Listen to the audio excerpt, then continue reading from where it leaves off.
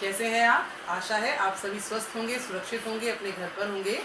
मैं नेहा मिश्रा आज लेकर आई हूँ आपके लिए आधुनिक काल को। हिंदी पद्य साहित्य के इतिहास के अंतर्गत अभी हम लोग आदिकाल, भक्तिकाल, रीतिकाल का अध्ययन कर चुके हैं और आज हम आधुनिक काल के बारे में जानेंगे। बच्चों, 1843 ईस्वी से लेकर आज तक जितना भी साहित्य रचा गया वो सब आधुनिक काल के अंतर्गत आता है। ये मैंने पूरे आधुनिक काल को बहुत ही संक्षेप में लिखने का प्रयास किया है।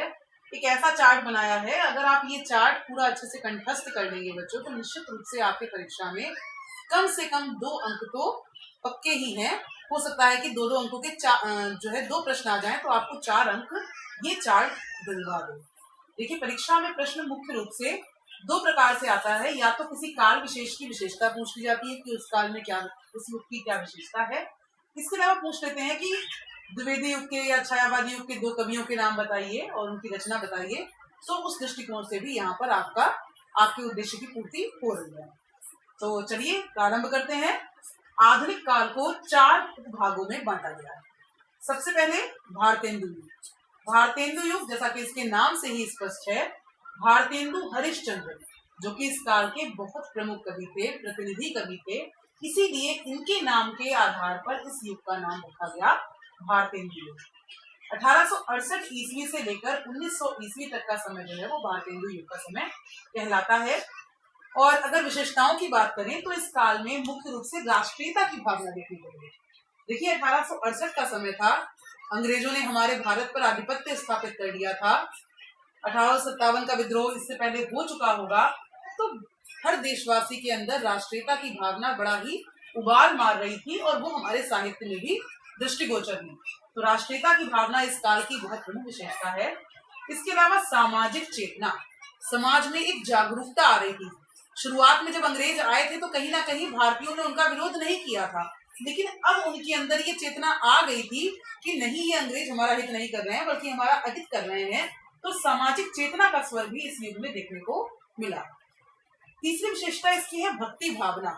भक्ति के जो बीज भक्ति काल में बोए गए थे, रीति काल में भी विद्यमान रहे, वो यहाँ पर आकर समाप्त नहीं हुए थे बच्चों। और भक्ति भावना हमें भारतेंदु युग में भी देखने को मिलती है। इस काल के अगर कवियों की बात करें तो भारतेंदु हरिश्चंद्र इस काल के प्रमुख प्रतिनिधि कवि, प्रेम माधुरी और प्रेम तरंग इनकी प्रमुख रचनाएं हैं। इसके अलावा बहुत सारी रचनाएं बच्चों, लेकिन ये कुछ ज्यादा महत्वपूर्ण रचनाएं हैं, उनको मैंने यहाँ पर लिखने का प्रयास किया है।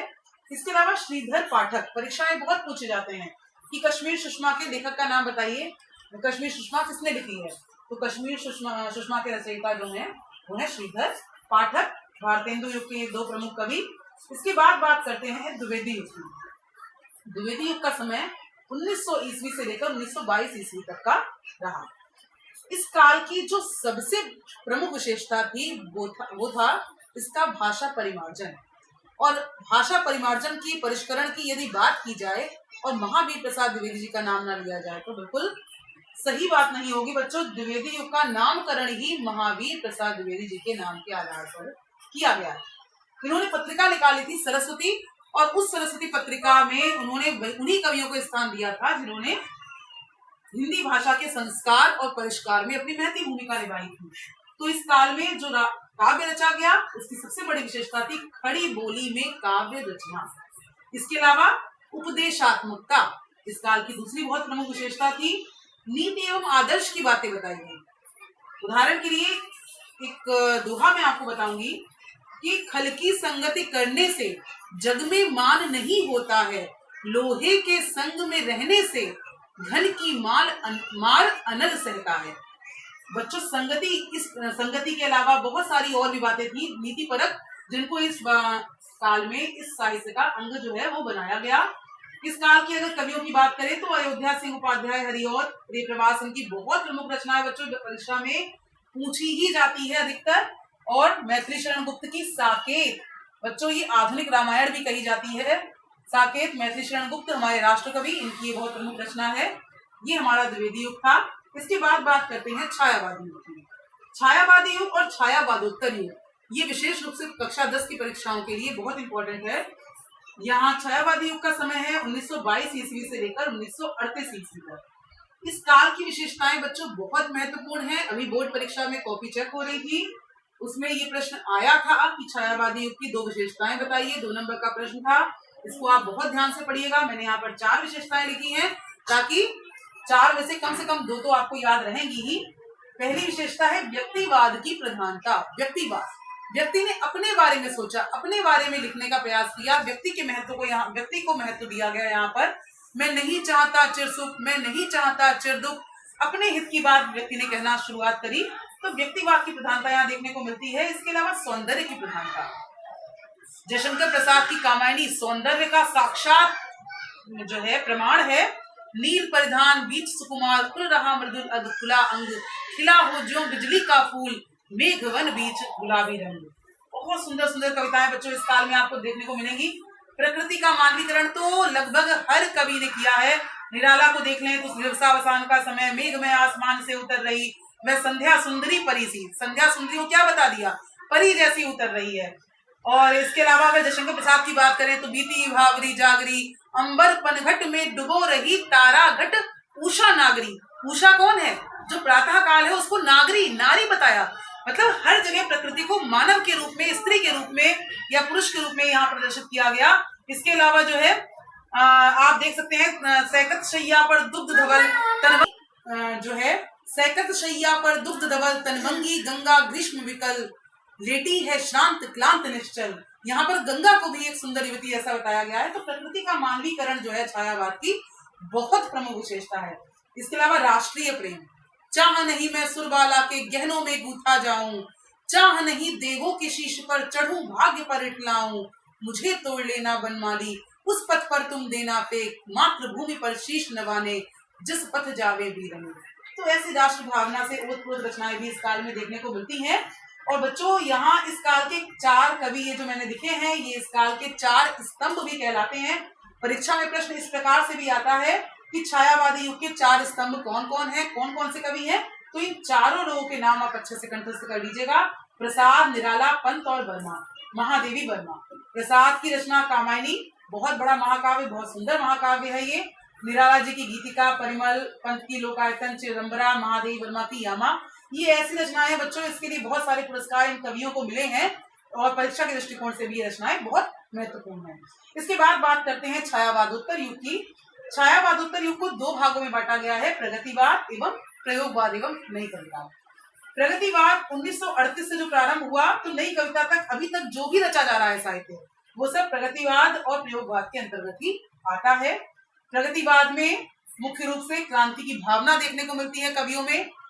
1938 देश आजाद होने की बिल्कुल सीमा पर था, तो कवियों ने जो रचना रची उनमें विद्रोह का स्वर, क्रांति का स्वर बहुत देखने को मिला कि कभी कुछ ऐसी तान सुनाओ जिससे उथल पुथल मच जाए, जैसी रचनाएं इस काल में आई।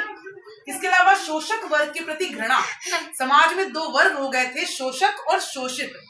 तो वह तोड़ती पत्थर देखा उसे मैंने इलाहाबाद के पथ पर, जैसी रचनाएं जहां पर कैसे शोषक वर्ग, समाज का गरीब तबका है, जो भूखा व्यक्ति है, उसका कैसे शोषण कर रहा है, श्रम बहुत उससे लिया जा रहा है, बदले में उसे जो उसका मेहनताना है वो बहुत कम दिया जाता था। तो कविता में वो देखने को इस काल में मिलता है। कविता में कवियों ने इस विषय पर आवाज अपनी उठाई है। और रामधारी सिंह दिनकर की उर्वशी, मुक्तिबोध का चांद का मुंह टेढ़ा है, इस काल की प्रमुख रचनाएं हैं। और वहीं इसके बाद में प्रयोगवाद और नई कविता की बात करें तो बच्चों बिल्कुल आंख बंद करके अज्ञे का नाम याद कर लीजिए। सबसे ज्यादा जो प्रमुख कवि हैं प्रयोगवाद और नई कविता के अज्ञे हैं। और विशेषताओं की बात करें तो प्रतीकों की नवीनता, जो उपमाएं दी जाने लगी, जो प्रतीक बताए जाने लगे, वो बिल्कुल अलग थे बच्चों। यहाँ पर मैं एक बताऊंगी आपको उदाहरण कि मेरे सपने ऐसे टूटे जैसे भुना हुआ पापड़। अब आप देखिए किस प्रकार के उपमानों का प्रयोग हो रहा है कि मेरे सपने ऐसे टूटे जैसे भुना हुआ पापड़। तो प्रतीकों की एकदम नवीनता थी इस काल में। अति बौद्धिकता थी, बौद्धिकता पूर्ण रचनाएं की गई। रहस्यवाद भी था यहाँ पर, लेकिन वो रहस्यवाद अति बौद्धिकता पूर्ण था। तो ये 2 विशेषताएं इस काल की बहुत प्रमुख रूप से जो है आती हैं। और अगर कवियों की बात की जाए तो अंग्रेज जी का नाम सर्वप्रमुख है। आंगन के पार द्वार, नदी के द्वीप, ये इनकी बहुत प्रमुख रचनाएं हैं। गिरजा कुमार माथुर और बच्चों भवानी प्रसाद मिश्र इस बार परीक्षा में आए थे 10th क्लास में। अभी बोर्ड की परीक्षा में इन कवियों को देखने को, तो इनके गिरजा कुमार माथुर का धूप के धान, भवानी प्रसाद मिश्र का गीत फरोश और धर्मवीर भारती का अंधा युग और कनुप्रिया। ये कुछ प्रमुख रचनाएं हैं बच्चों। आप बहुत अच्छे से इसको अपनी कॉपी पर भी लिखिएगा, याद कर लीजिएगा। ये केवल परीक्षा के दृष्टिकोण से ये जो चार्ट है ये बहुत इंपॉर्टेंट है। इसको आप अपनी कॉपी पर नोट करिएगा, याद कर लीजिएगा भविष्य के लिए। और केवल ये 9वीं या 10वीं के लिए परीक्षा के लिए ही महत्वपूर्ण नहीं है बच्चों। इसके अलावा जो और भी परीक्षाएं होती हैं, आप भविष्य में प्रतियोगी परीक्षाओं में बैठेंगे तब भी आपको ये मदद करेगा। आज भी सीटेट टेट जैसी परीक्षाओं में इस पर आधारित प्रश्न पूछे जाते हैं। तो बच्चों ध्यान से इसको पढ़िएगा। तब तक के लिए घर पर रहिए, सुरक्षित रहिए। धन्यवाद।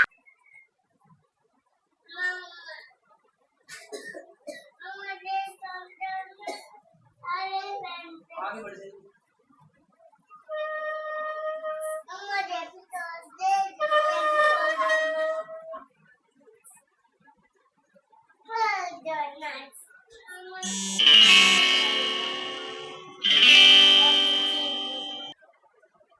Okay.